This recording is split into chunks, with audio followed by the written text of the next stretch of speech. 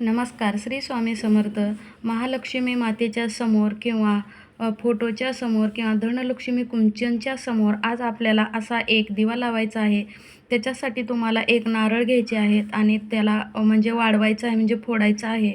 त्याचे 2 भाग करायचे आहेत. त्याच्यामध्ये तुम्हाला 3 वाती लावायच्या आहेत. ब्रह्मा, विष्णू, महेशा किंवा लक्ष्मी, विष्णू आणि गणपती ह्याच्यामध्ये भरपूर देवी देवतांचा आशीर्वाद तुम्हाला मिळणार आहे. आणि दुसऱ्या भागामध्ये तुम्हाला असा खोबरं टाकून गूळ खोबऱ्याचा नैवेद्य दाखवायचा आहे.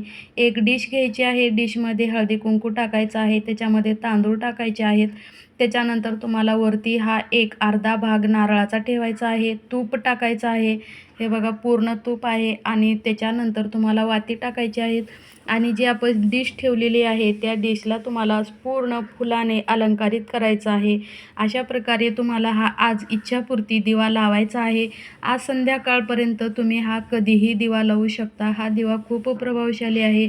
हा दिवा लावण्याच्या अगोदर तुम्हाला तुमची इच्छा सांगायची आहे की मी महिन्यातून एकदा तरी तुमच्या नावाने लक्ष्मी माता तुमच्या नावाने नारळ वाढवून तरी तुम्ही माझ्या घरातील सगळे संकटे दूर करून माझ्या घरातील दरिद्रता देवीला बाहेर घालवून तुम्ही माझ्या घरामध्ये निरंतर वास करावा अशी प्रार्थना करायची आहे.